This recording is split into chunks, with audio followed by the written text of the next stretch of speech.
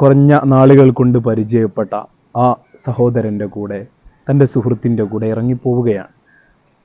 ഒരിക്കലും പുതിയ കാലത്ത് ഇറങ്ങിപ്പോകുന്ന അല്ലെങ്കിൽ ഒളിച്ചോടി പോകുന്ന പെൺകുട്ടികൾ തീരെ ആലോചിക്കാത്തൊരു വിഷയം, ഞങ്ങൾക്ക് ഹൃദയം കൊണ്ട് ഞങ്ങളെ ഇതുവരെ എത്തിച്ച ഒരു വലിയ രക്ഷ. കള്ളും കഞ്ചാവും അടിക്കുന്ന ഒരു ഫ്രോഡാണ് അവൻ.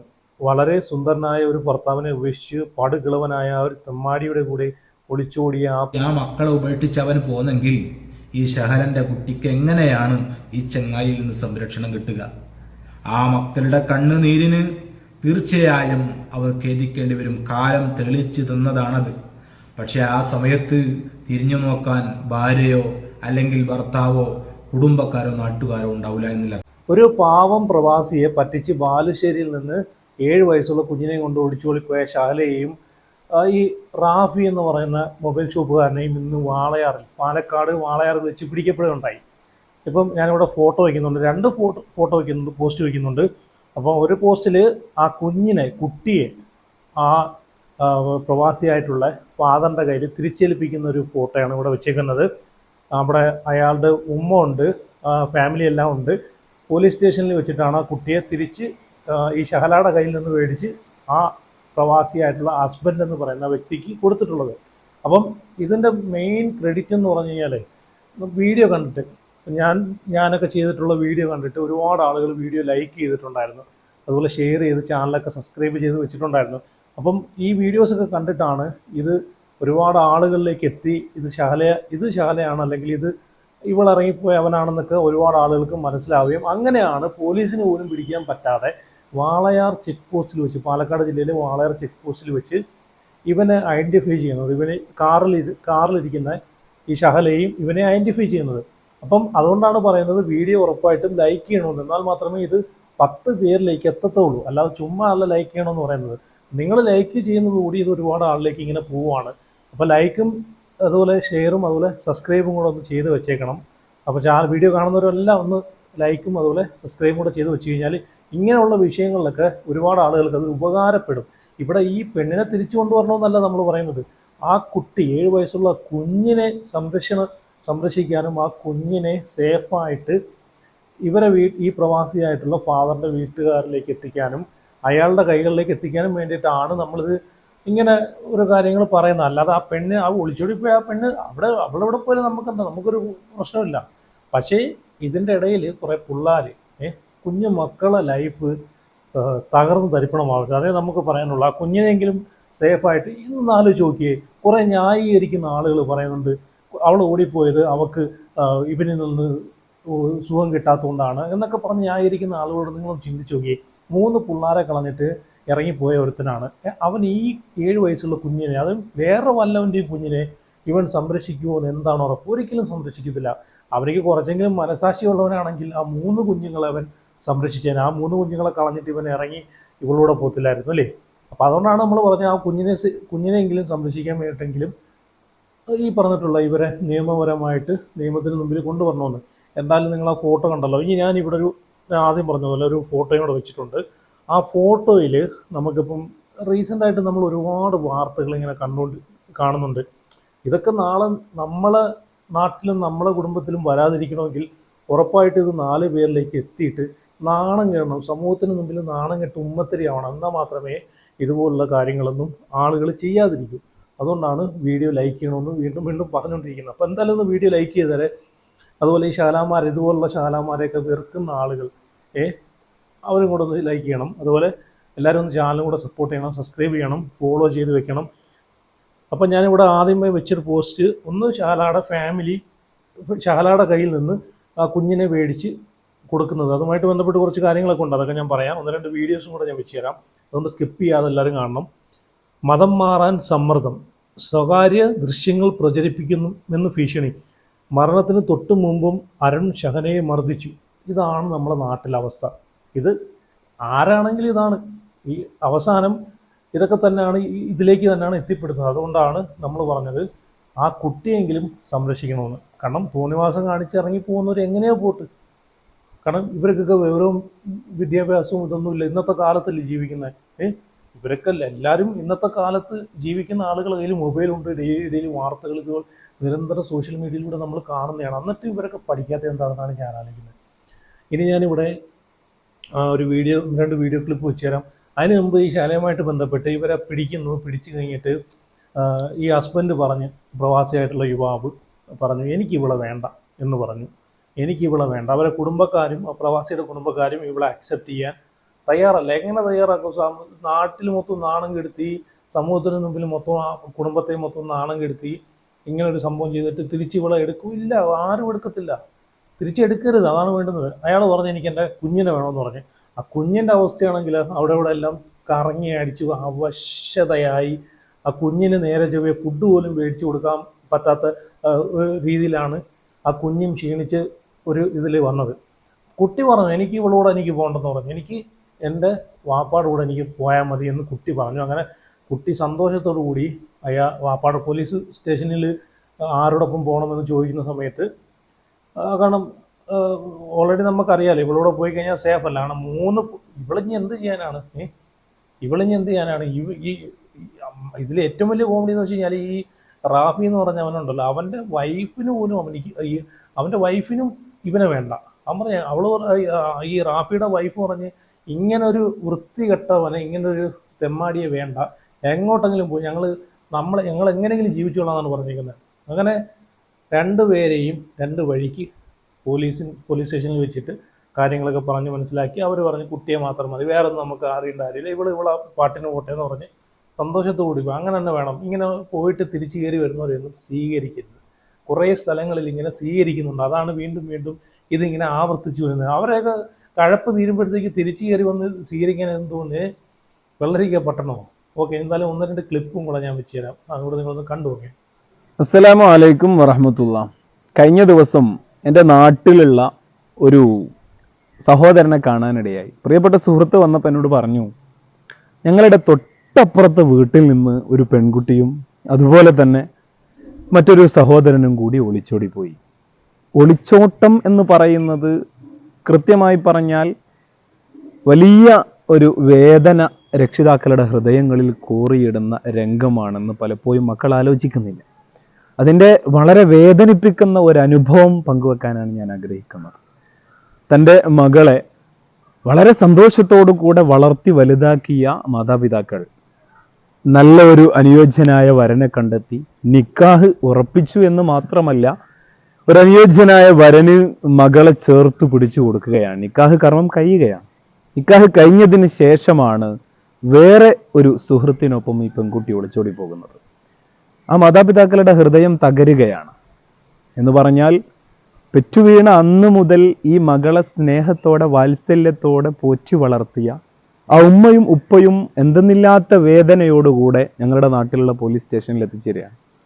പോലീസ് സ്റ്റേഷനിൽ നിന്ന് ആ പെൺകുട്ടി ഒരു ഭാവഭേദവുമില്ലാതെ കുറഞ്ഞ നാളുകൾ കൊണ്ട് പരിചയപ്പെട്ട ആ സഹോദരൻ്റെ കൂടെ, തൻ്റെ സുഹൃത്തിൻ്റെ കൂടെ ഇറങ്ങിപ്പോവുകയാണ്. ഒരിക്കലും പുതിയ കാലത്ത് ഇറങ്ങിപ്പോകുന്ന അല്ലെങ്കിൽ ഒളിച്ചോടി പോകുന്ന പെൺകുട്ടികൾ തീരെ ആലോചിക്കാത്തൊരു വിഷയം, ഞങ്ങൾക്ക് ഹൃദയം കൊണ്ട് ഞങ്ങളെ ഇതുവരെ എത്തിച്ച ഒരു വലിയ രക്ഷിതാക്കൾ എന്ന് പറയുന്ന ഒരു വിഭാഗം, അത് ഉമ്മയും ഉപ്പയും, അവർ 2 പേരും അനുഭവിക്കുന്ന ഫ്രസ്ട്രേഷനും അവരുടെ വേദനയൊന്നും പുതിയ തലമുറ മനസ്സിലാക്കുന്നില്ല എന്നുള്ളതാണ് യാഥാർത്ഥ്യം. ചെറിയ ഒരു കുഞ്ഞു നിമിഷങ്ങളിലെ സൗഹൃദങ്ങൾ പ്രണയമായി മാറുന്നു. കുറഞ്ഞ സമയത്തെ സന്തോഷങ്ങളും അനുഭൂതികളും ഹൃദയത്തെ വല്ലാതെ കോൾമേർ കൊള്ളിക്കുന്നു.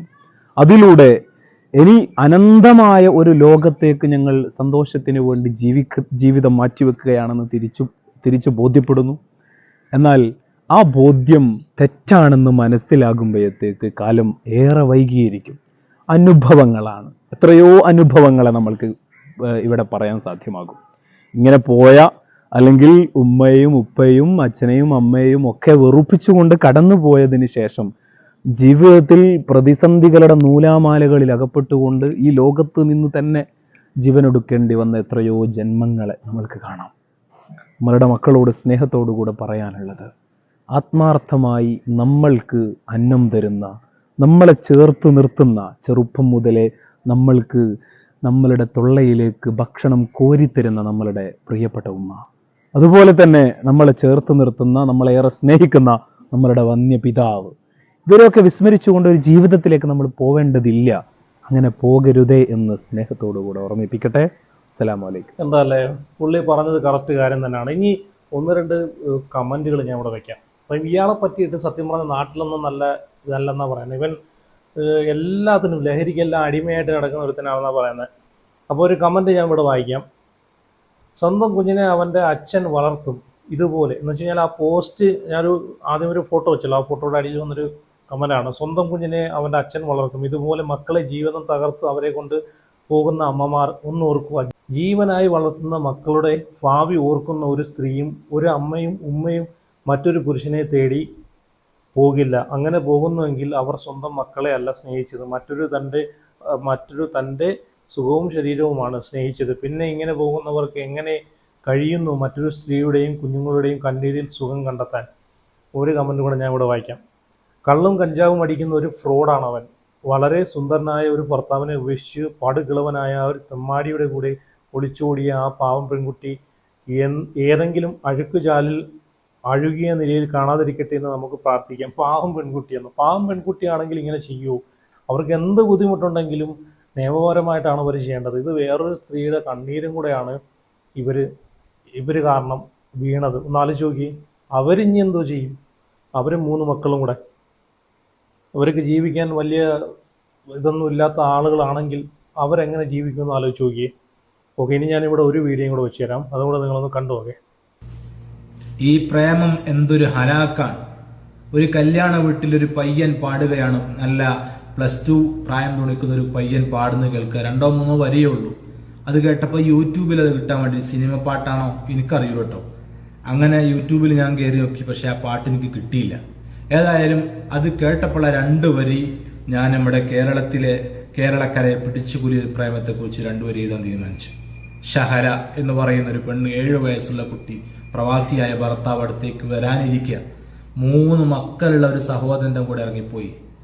3 മക്കളുള്ള ഒരു സഹോദരൻ സ്വന്തം രക്തത്തിൽ പിറന്ന മക്കളെ ഒഴിവാക്കാൻ അവൻ തയ്യാറായെങ്കിൽ അന്യൻ്റെതായ രക്തത്തിൽ പിറന്നതല്ലാത്ത എൻ്റെ 7 വയസ്സുള്ള കുട്ടിയെ എങ്ങനെ അവൻ നോക്കും? ഷഹല ചിന്തിക്കില്ല. MDMA-യേക്കാൾ, കഞ്ചാവിനേക്കാളും അതുപോലെ തന്നെ കള്ളിനേക്കാളും ഒക്കെ ശക്തമായ ലഹരിയാ പ്രേമം. തലക്ക് പിടിച്ചാൽ രക്ഷപ്പെടാൻ പറ്റൂല. പക്ഷെ എല്ലാം കഴിഞ്ഞ് വീട്ടിലേക്ക് വരുമ്പോൾ ഭർത്താവ് ഉണ്ടാവില്ല, അയൽപ്പക്കക്കാരുണ്ടാവില്ല, ഉമ്മയും ഉപ്പയും ആരും സ്വീകരിക്കാനുണ്ടാവില്ല. നഷ്ടപ്പെടുന്നത് പെണ്ണിനും അതുപോലെ തന്നെ അതിലകപ്പെടുന്ന കാമുകനും ഒക്കെയാണ്. 2 വരെ നമുക്ക് പാടാം. ഫിഹിജിരി ഷഹലായിബ്നുഹൽ ഹാനൂനു കദാലി മഹ്ബൂബില്ലഹൽ വിൽദാനു ഇൻ തറകഹും ദുൽമൻ ഫയാ ഇഖ്വാനു കൈഫാനി ബിനി ശകലൽ ആമാനു ലിഐനി ഉൽദിൻ ബഅദുഹും നദ്മാനു വദാക മാ ബദലനൽ അസ്മാനു ഫിൽ വഖ്തി ലൈസത് മഅഹും നിസ്വാനു വസ്സൗജു വല്ലഹ്ലു കദൽ ജീറാനു. സഹലയുടെ കീഴില് അവളുടെ മടിയിൽ 7 വയസ്സുള്ള കുട്ടിയുണ്ട്. അവരുടെ കാമുകനോ അതുപോലെ മക്കളുണ്ട്. അവരൊക്കെ മൈൻഡ് ചെയ്യാതെ അക്രമപരമായി ആ മക്കളെ ഉപേക്ഷിച്ച് അവൻ പോന്നെങ്കിൽ ഈ ഷഹലന്റെ കുട്ടിക്ക് എങ്ങനെയാണ് ഈ ചങ്ങായിയിൽ നിന്ന് സംരക്ഷണം കിട്ടുക? ആ മക്കളുടെ കണ്ണുനീരിന് തീർച്ചയായും അവർ ഖേദിക്കേണ്ടി വരും. കാലം തെളിച്ചു തന്നതാണത്. പക്ഷെ ആ സമയത്ത് തിരിഞ്ഞു നോക്കാൻ ഭാര്യയോ അല്ലെങ്കിൽ ഭർത്താവോ കുടുംബക്കാരോ നാട്ടുകാരോ ഉണ്ടാവില്ല എന്നുള്ള അർത്ഥത്തിലാണ്. കൂട്ടുകാരെ, പ്രേമം അത്രമേൽ കഠിനമായ വലിയ ലഹരിയ. അത് തലയിൽ പെടാതിരിക്കാൻ മുത്തുനബി സല്ലല്ലാഹു അലൈഹി വസല്ലം തങ്ങൾ പറഞ്ഞൊരു മാർഗമുണ്ട്. മിൻ ഹുസ്നി ഇസ്ലാമിൽ മർഇ തർക്കുഹു മാ ലാ യാനി. ആവശ്യമില്ലാത്ത എല്ലാതും ഉപേക്ഷിക്കുക. അതിൽപ്പെട്ടതാണ് ഒരാൾ വിളിച്ചാൽ ആ ഫോൺ എടുക്കേണ്ടതില്ല, ചാറ്റ് ചെയ്യേണ്ടതില്ല, അതെനിക്ക് ആവശ്യമില്ലാത്തതാണെന്നുള്ള ഒരു ദൃഢമായ തീരുമാനത്തിൽ ഒഴിവാക്കി കളയുക. അതാണ് ഏറ്റവും വലിയ ഈമാൻ. എങ്കിൽ ഭർത്താവിന്റെ കൂടെ, ഭാര്യയുടെ കൂടെ, മക്കളുടെ കൂടെ സ്വസ്ഥമായി ജീവിക്കാം. അതാണ് നമുക്ക് ഈ കാലം നൽകുന്ന ഏറ്റവും വലിയ പാഠം. അള്ളാഹു നമ്മെ കാക്കട്ടെ. അസ്സലാമു അലൈക്കും വറഹ്മത്തുള്ളാഹി. ഓക്കെ, ഈ പുള്ളി പറഞ്ഞത് കറക്റ്റ് കാര്യമല്ലേ? ഇവിടെ ആ 3 മക്കളുള്ള ആ സ്ത്രീ ഇനി എങ്ങനെ ആ 3 മക്കളെയും പോറ്റി വളർത്തി ജീവിക്കുന്ന ആലോചിച്ച് നോക്കുക. എന്നാലും നമ്മൾ ഇന്നത്തെ കാലമാണ്. തൊട്ടതിനും പിടിച്ചതിനും എല്ലാം ഈ പൊള്ളുന്ന വില കയറി കിടക്കുന്ന ഈ ഒരു കാലത്ത് ഒന്ന് ഈ ഇവരെ വിദ്യാഭ്യാസം, ഇവരെ ഡ്രസ്സ്, ആഹാരം, ഇതിനൊക്കെ ആ ഒരു സ്ത്രീ ഇനി എന്ത് ചെയ്യുമെന്ന് ഇന്ന് ഈ ന്യായീകരിക്കുന്ന ആളുകളൊന്ന് ചിന്തിച്ചിട്ടുണ്ടോ? ഇവരെയൊക്കെ പോറ്റി വളർത്തേണ്ട ഇവൻ ഈ തോന്നിവാസം കാണിച്ചിട്ട് വേറെ ചിലപ്പം ആ സ്ത്രീ ചിലപ്പം നിവൃത്തികേട് കൊണ്ട് ഇവനെ ചിലപ്പോൾ സ്വീകരിച്ചെന്നിരിക്കാം. നിവൃത്തികേട് കൊണ്ട് വേറെ വഴിയില്ലാതെ. പക്ഷെ എനിക്ക് പറയാനുള്ളത് ഇവനെ സ്വീകരിക്കരുത്, അതാണ് വേണ്ടുന്നത്.